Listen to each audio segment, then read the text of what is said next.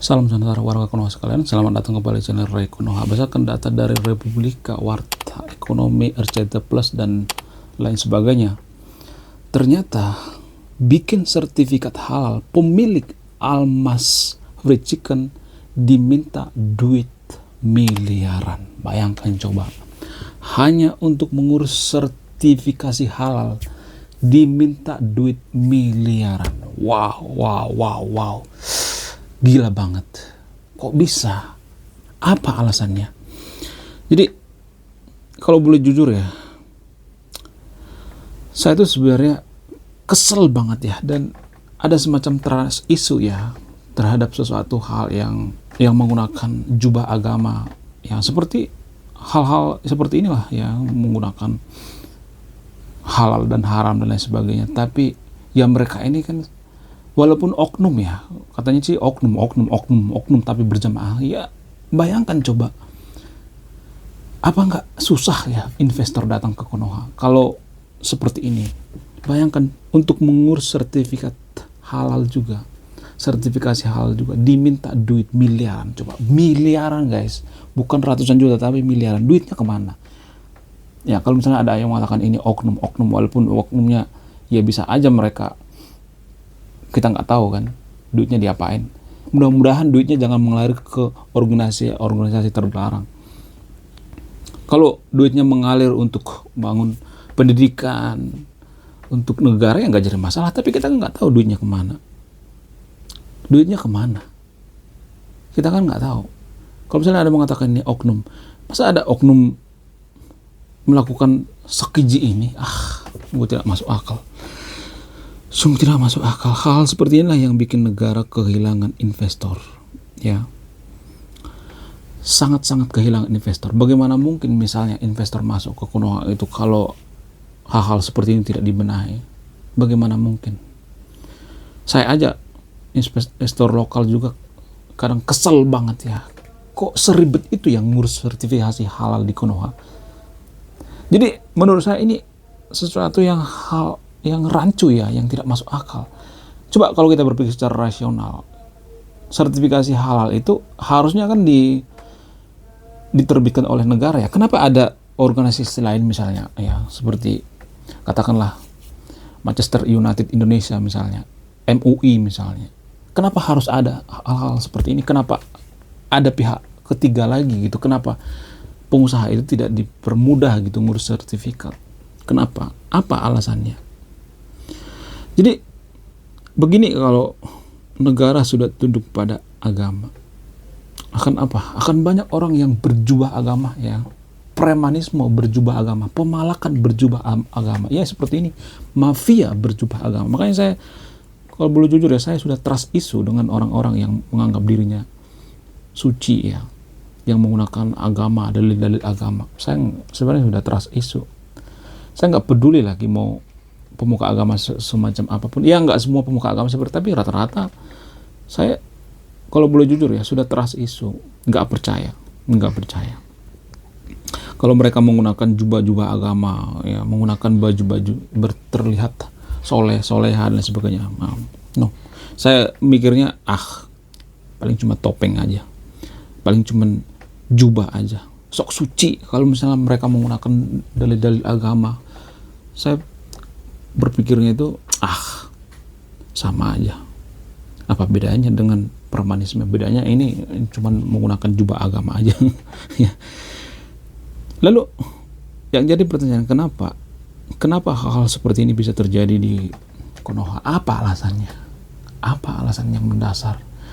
Saya nggak menyalahkan MUI ya. Saya nggak menyalahkan MUI atau BPOM MUI dan segala macam. Saya tidak menyalahkan siapa sih menteri sertifikasi halal di Konoha, Pak Haikal ya. Saya tidak menyalahkan beliau, nggak menyalahkan.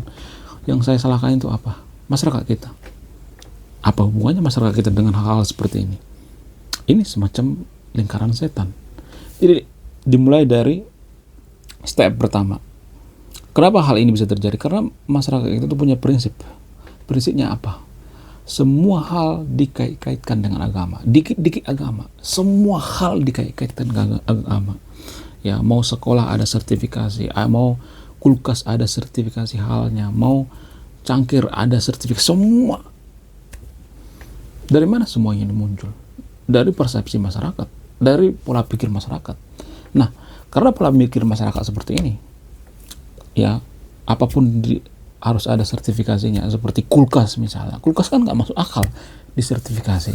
Kenapa sih harus disertifikasi? Emang di situ ada daging babi nggak kan? Nah, dari sini awal muasalnya. Masyarakat kita itu rata-rata berpikir seperti itu, dan ini dimanfaatkan oleh ya organisasi keagamaan. Ya, sebut saja namanya misalnya Manchester United Indonesia. Manchester United Indonesia ini ya ngambil kesempatan karena masyarakat kita itu pengennya seperti itu, semua disertifikasi. Kulkas juga sertifikasi, dan ya terjadi seperti ini. Mereka dibajak dengan apa? Dibajak oleh premanisme. Organisasi itu dibajak dengan premanisme. Ya, mereka malah menggunakan agama biar apa? Biar kelihatan suci. Dan ini semacam lingkaran setan. Awal muasal semuanya ini dari masyarakat, dari persepsi kita, dari pola pikir. Masyarakat kita pengen seperti itu. Semua harus ada sertifikasi. Kulkas juga ada sertifikasi. Dan ini yang tidak disukai oleh investor. Investor tuh melihatnya pemikiran seperti ini ribet. Ngeribetin. Investor dari luar itu kan pengennya membantu Konoha karena banyak pengangguran, biar tidak banyak pengangguran, SDM rendah di Konoha, makanya bangun perusahaan di Konoha untuk membantu meringankan beban pemerintah juga, biar tidak banyak orang yang keluyuran, yang SDM rendah, yang minta-minta di jalan, Pak Oga ya, yang minta-minta ke rumah ya, yang kelaparan, kemiskinan dan sebagainya. Maka kita mendirikan pabrik atau perusahaan. Dan anehnya orang-orang yang menggunakan jubah agama ini malah morotin. Ya, baru juga kemarin ormas-ormas keagamaan di industri pabrik, mereka itu malakin pabrik-pabrik.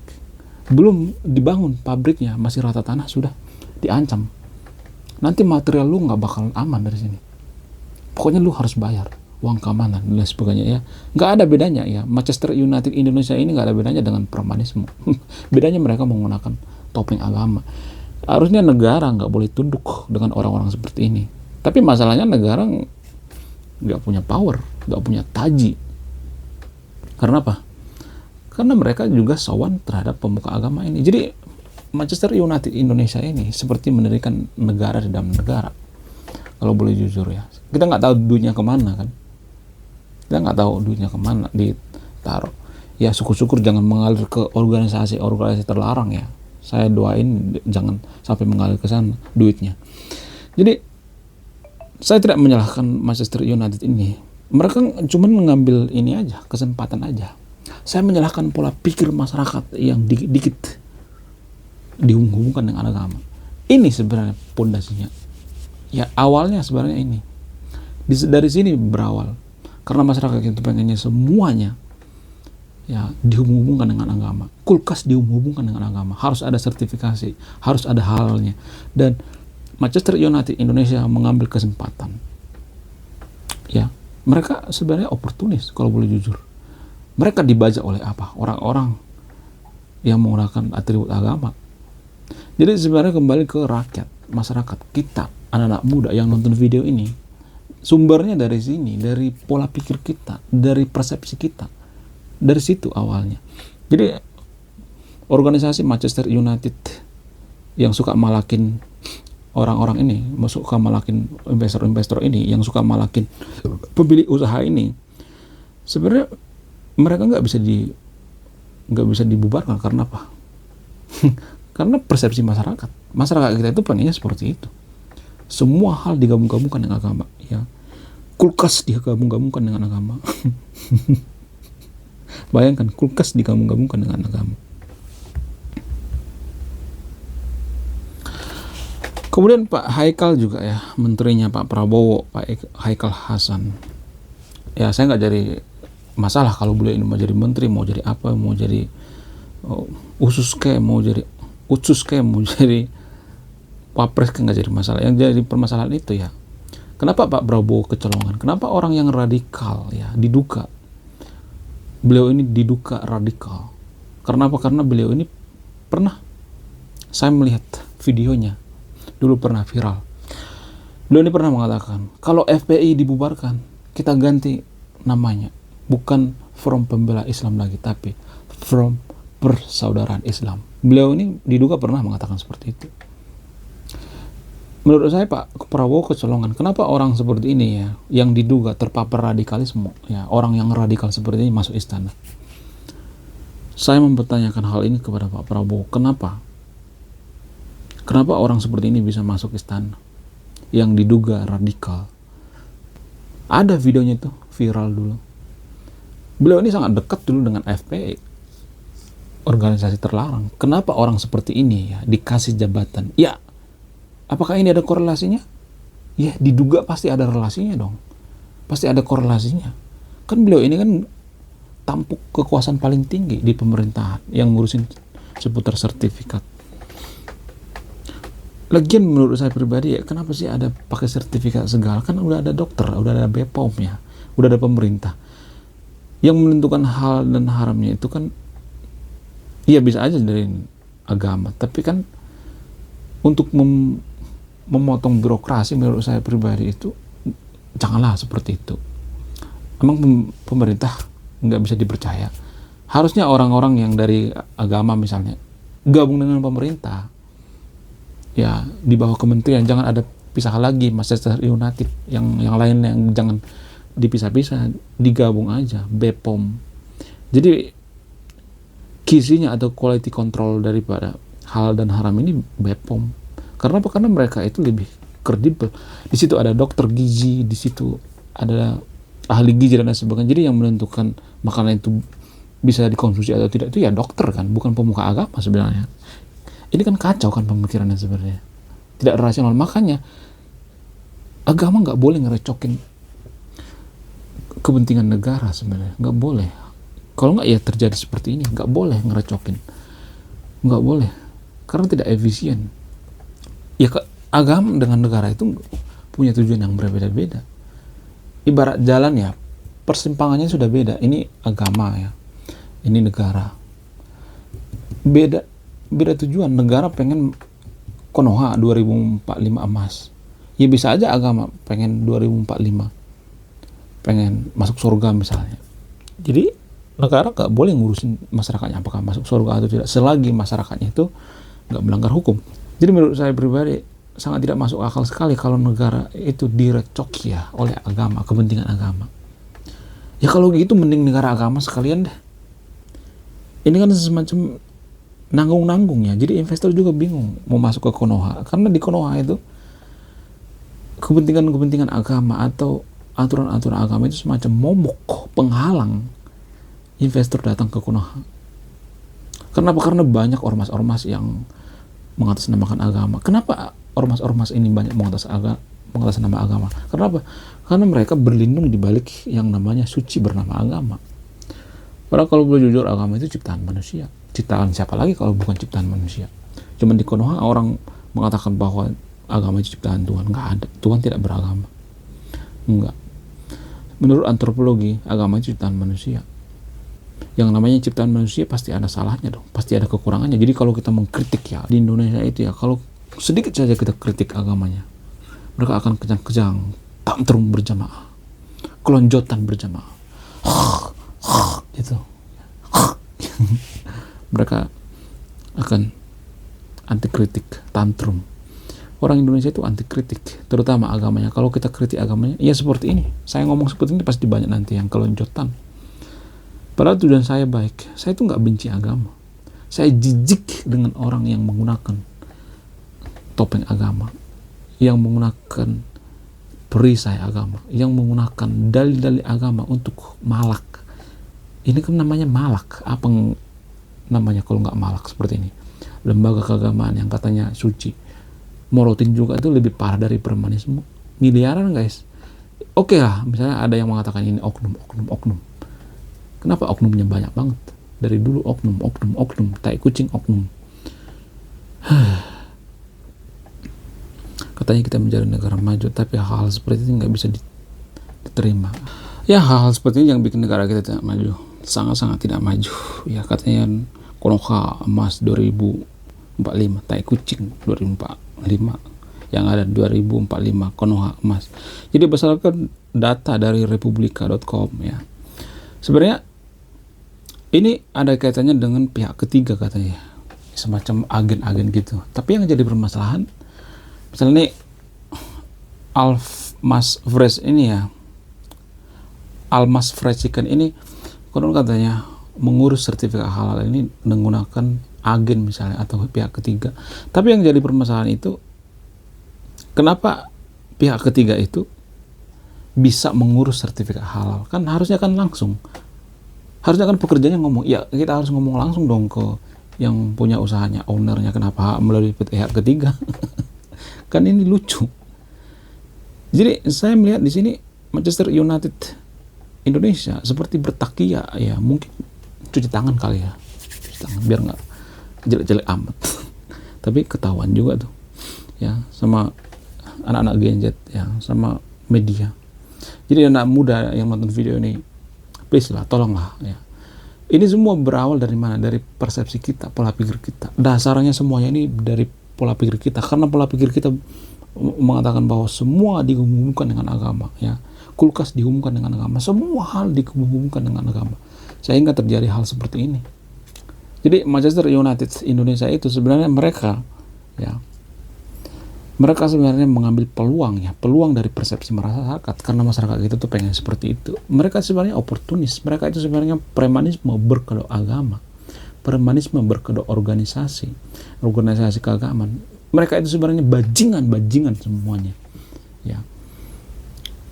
Orang-orang yang berada di Manchester United Indonesia ini bajingan tolol itu semuanya. Jadi orang seperti inilah ya sebenarnya yang menista agama itu sendiri, menggunakan jubah-jubah agama untuk apa? Untuk nyolong, untuk morotin ya.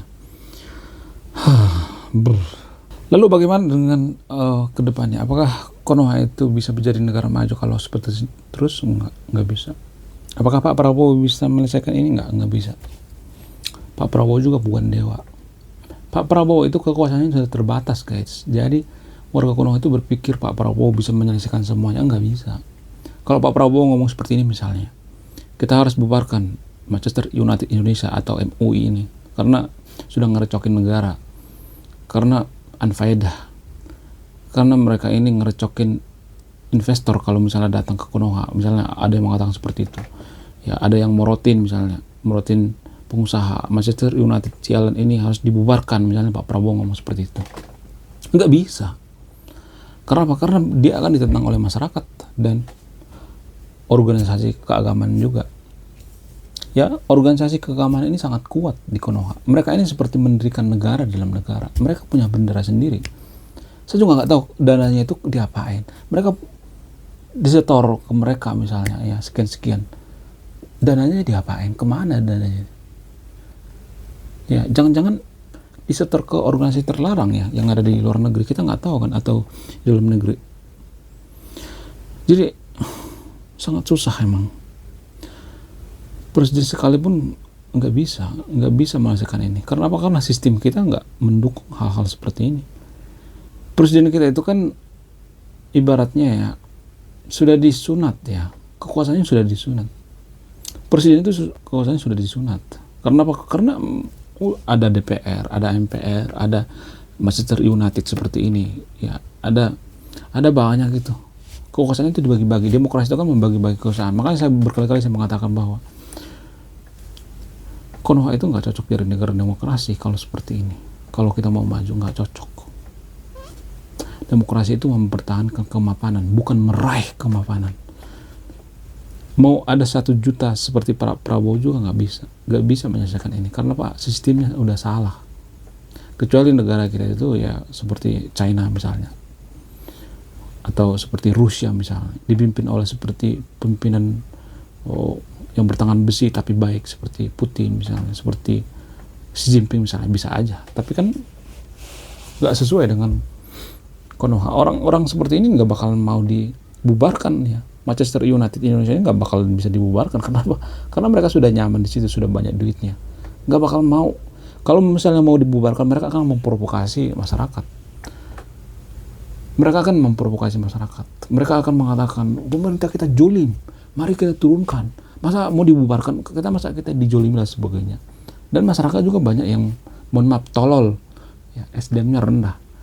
Masyarakat juga nggak membaca berita, nggak membaca situasi politik, nggak bisa. Mereka mudah digiring, mohon maaf ya, seperti kerbau yang dicucuk hidungnya, diprovokasi dikit mereka akan naik darah. Pemerintah kita jolim ya. Pemerintah kita gini ya. Yang ada apa? Negara dikudeta, chaos. Jadi Pak Prabowo juga sebenarnya dilema. Kalau orang-orang seperti ini disingkirkan, dibubarkan, akan memprovokasi masyarakat. Karena apa? Karena mereka mau menggunakan lembaga agama. Makanya saya mengatakan, untuk menghindari semuanya ini, kita harus menjadi negara sekuler. Kalau kita tidak bisa menjadi negara seperti China atau Rusia, ya negara sekuler seperti Azerbaijan, Turki dan sebagainya. Untuk apa? Untuk memisahkan antara agama dengan politik, dengan negara. Ada banyak kerugian negara hanya karena mengurusi negara. Ya. Anggaran dana untuk keagamaan di Konoha itu lebih banyak daripada pendidikan. Bayangkan. Di Konoha itu orang berlomba-lomba mendirikan rumah ibadah daripada pendidikan. Bagaimana mungkin kita bisa menjadi negara maju? Bagaimana mungkin kita menjadi negara maju kalau kita berlomba-lomba mendirikan rumah ibadah daripada pendidikan? Harusnya pendidikan dong, pendidikan. Di Konoha itu lebih banyak rumah ibadah daripada sekolah. Warga Konoha itu pengennya belajar agama, nggak mau belajar yang lain, sehingga kita terpuruk, kita tinggal dalam semua hal, kita terpuruk seperti tinggal di dalam goa.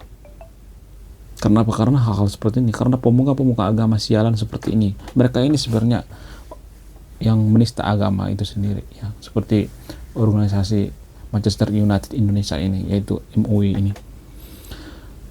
Orang-orang seperti inilah yang merusak negara itu sebenarnya. Saya Ere Konoha, salam rasional.